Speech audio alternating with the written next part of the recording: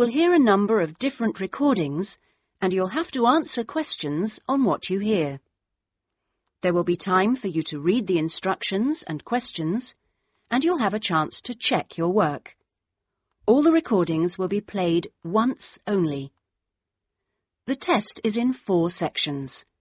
At the end of the test, you will be given 10 minutes to transfer your answers to an answer sheet. Now turn to Section 1. Section 1. You will hear a telephone conversation between a travel consultant and a customer. First, you have some time to look at questions 1 to 4.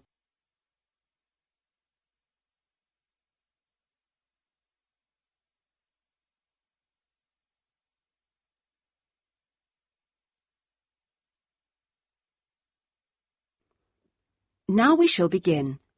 You should answer the questions as you listen, because you will not hear the recording a second time.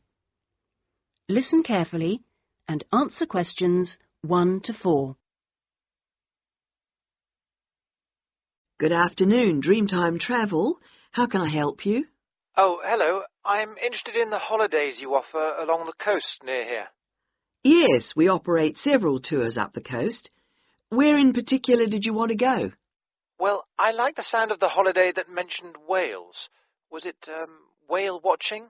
Oh, that's our whale watch experience. It's very popular, and it's based in a lovely little town with nice beaches. Oh, right.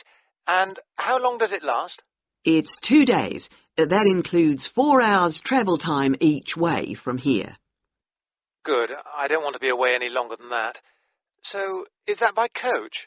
Actually, it's by minibus.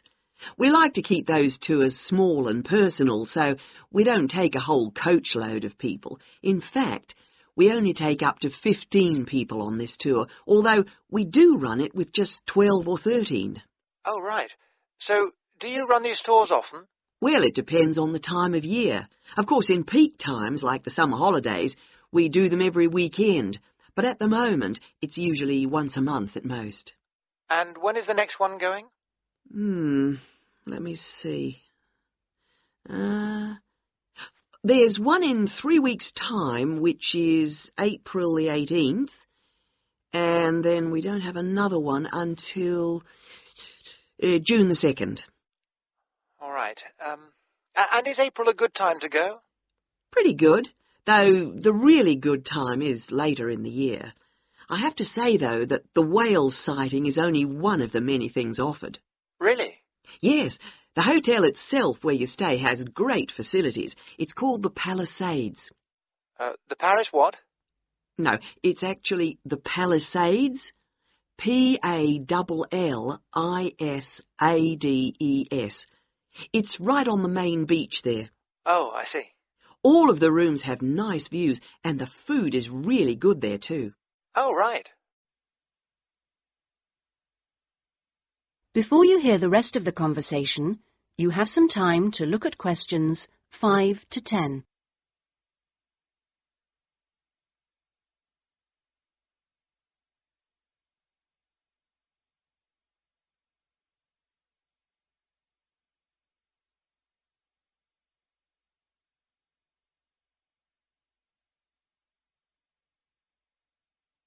Now listen and answer questions 5 to 10. And what about the other things, that are included in the price?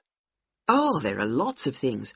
If you don't want to do the whale watch cruise, your guide will take anyone who is interested either on a bushwalk through the national park near the hotel, and there's no extra charge for that, or on a fishing trip.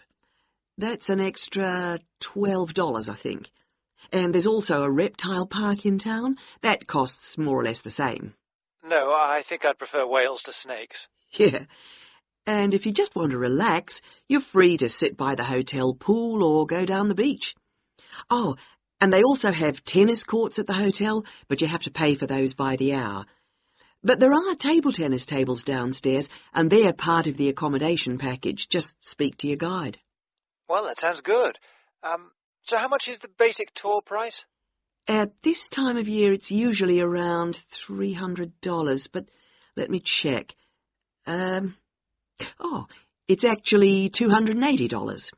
And the next tour, are there any places on that one? How many people is it for? There are 2 of us.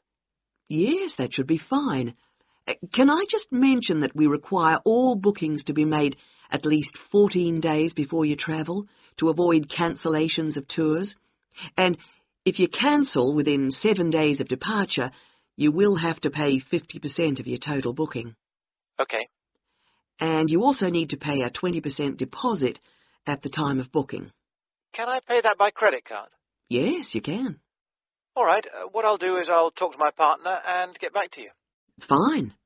So I'll make a provisional booking, shall I? 2 for the whale watch experience. Let me issue you with a customer reference number for when you call back. Do you have a pen? Yes. Okay. It's 39745T. That's T for Tango. When you call back, ask to speak to the tour manager. That's me, Tracy. Fine, I will. That is the end of Section 1. Now turn to Section 2.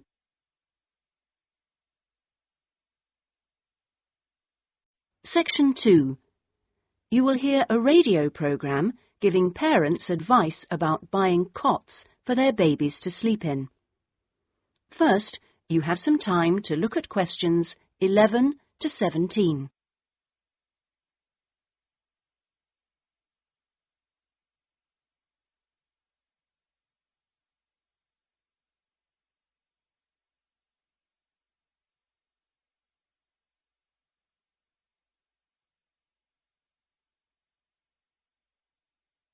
Now listen carefully and answer questions 11 to 17.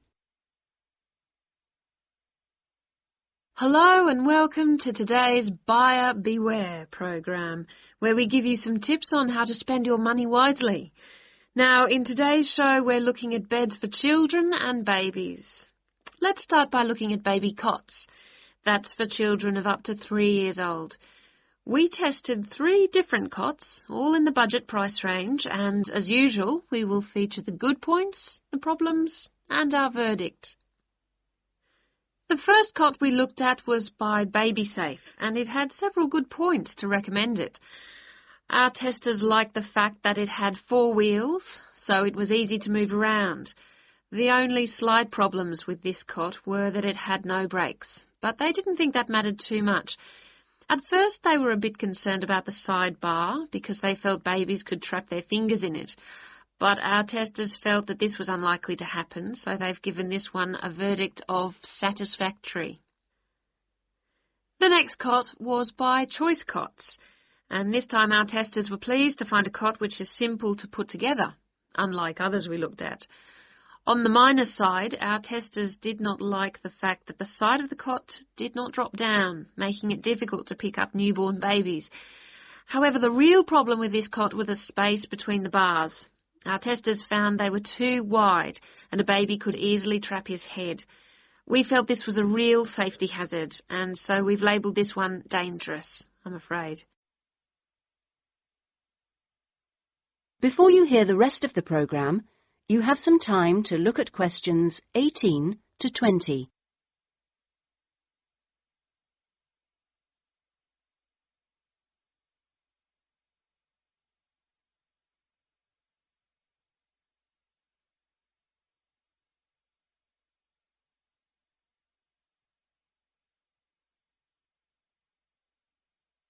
Now listen and answer questions 18 to 20. And finally, better news for the Mother's Choice cot. This cot was slightly different in that although the sidebar did not drop down, the base could be raised or lowered into 2 different positions, making it safe as well as convenient. The negatives for this one were quite minor. The only niggle everyone had was the fact that it has no wheels, and the only other problem anyone could find was that there were pictures, which were simply stuck on and so could easily become detached. The makers have now promised to discontinue this practice. As this cot will then be safe in every way, we have made the Mother's Choice cot our best buy. Congratulations, Mother's Choice. So what features should you look for in a baby's cot? Well, obviously, safety is a very important factor, as well as comfort and convenience. We recommend that if you are buying a cot, do make sure that any metal present is not rusted or bent in any way. You should ensure your cot has only rounded or smooth edging without any sharp edges. This is especially important for wooden cots. And now, on to beds for toddlers. That is the end of section 2. You now have half a minute to check your answers.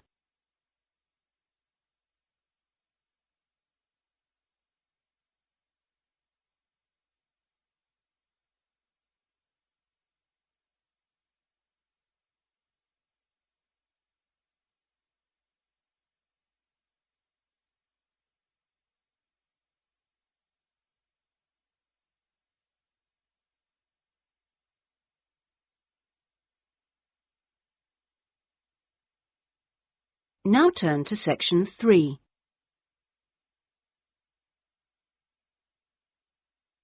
Section 3. You will hear a conversation between a student, Andrew, and a student advisor, Monica, about a diploma course. First, you have some time to look at questions 21 to 25.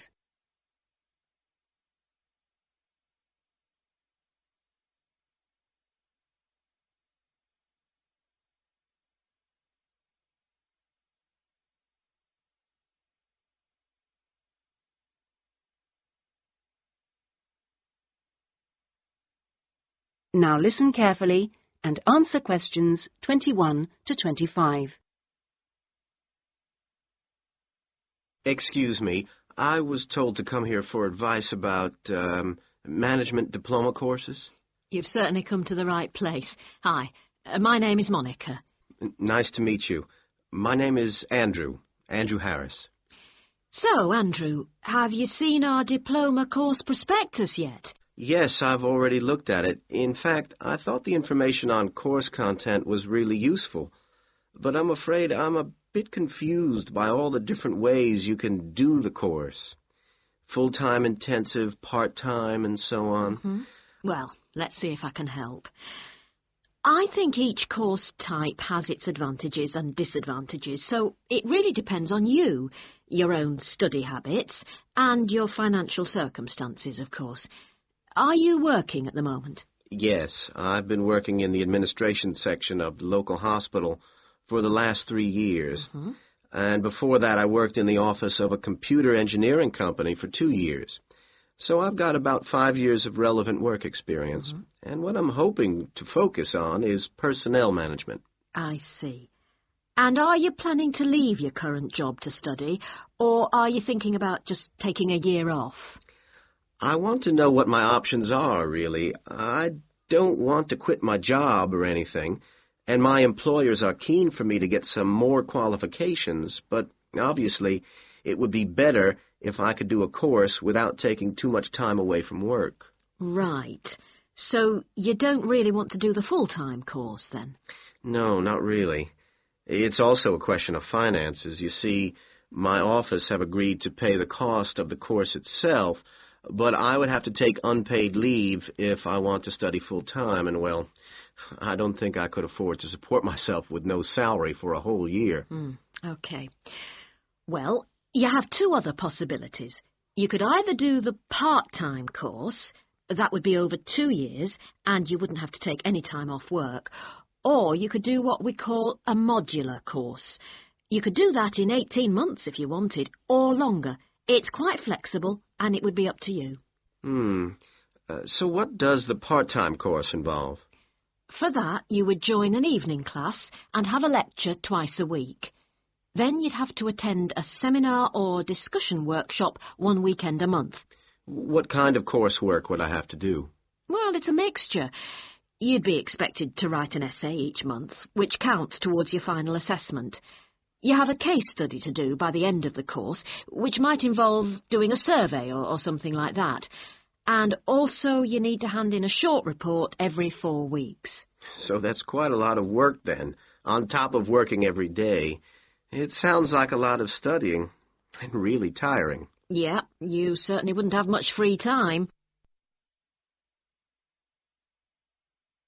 Before you hear the rest of the conversation, you have some time to look at questions 26 to 30.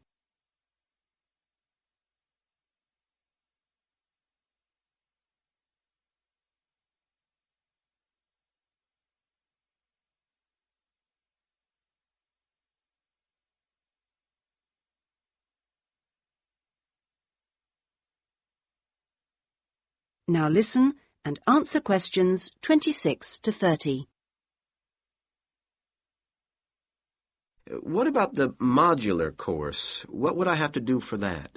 Well, that's where you get the opportunity to study full-time for short periods. That way you can cover a lot of coursework and attend lectures and seminars during the day. And each module lasts for one term, say about 12 weeks at a time. There are obvious advantages in this.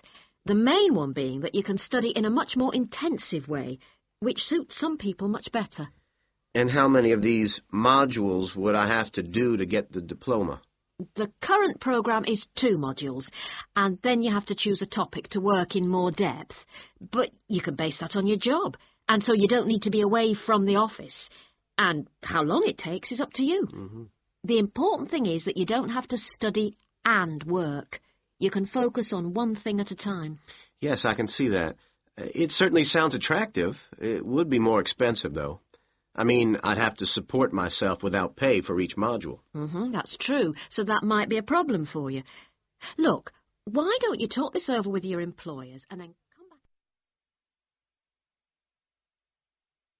That is the end of section 3. You now have half a minute to check your answers.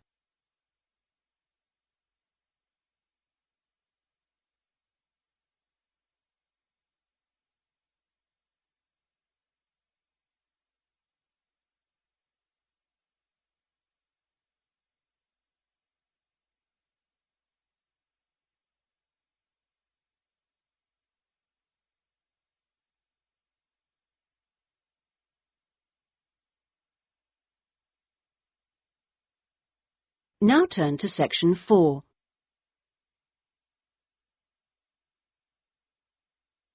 Section 4. You will hear part of a lecture given by an economist about North American women's attitude to money and saving. First, you have some time to look at questions 31 to 40.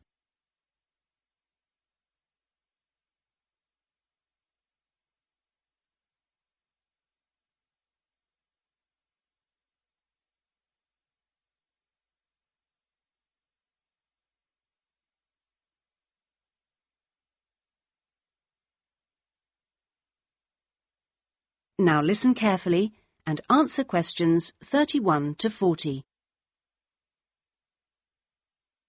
Okay, so we've been looking at the attitudes of various social and cultural groups towards the management of their personal finances, how important they feel it is to save money, and what they save their money for.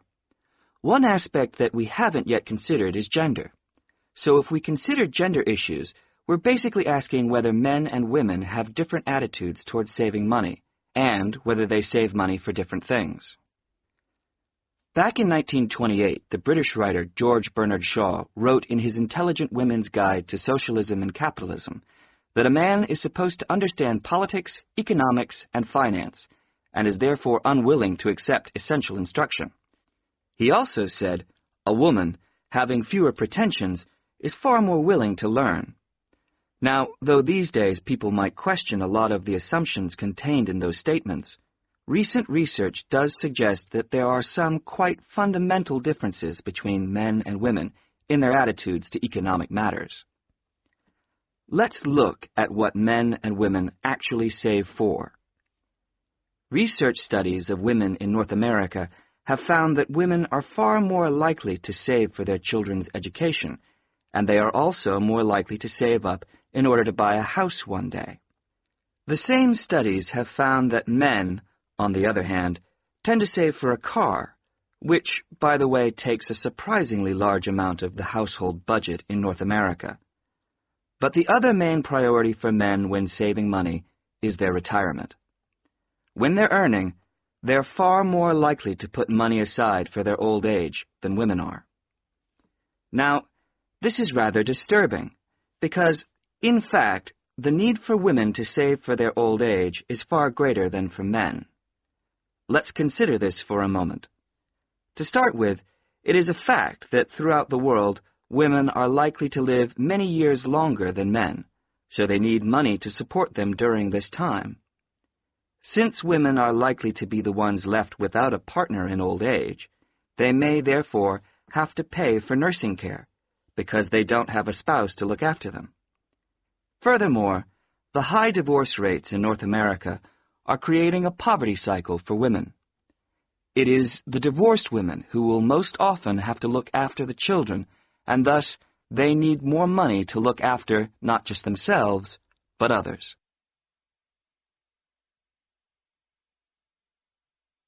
So what can be done about this situation?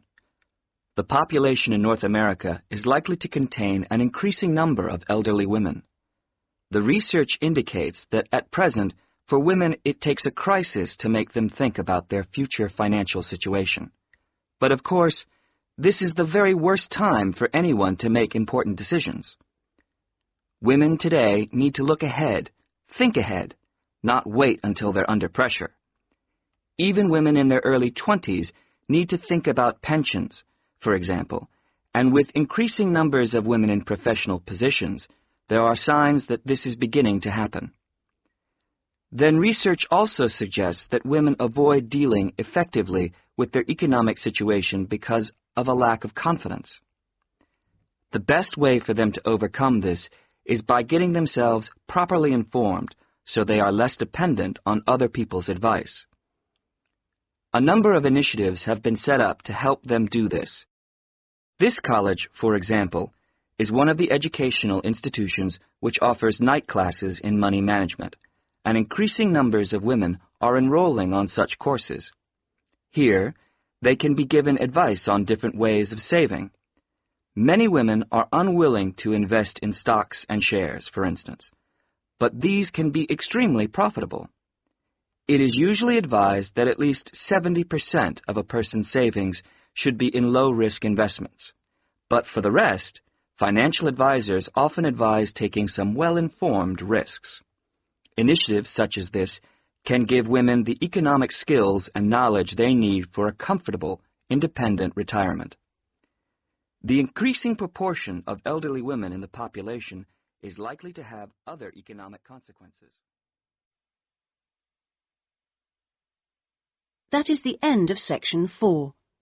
You now have half a minute to check your answers.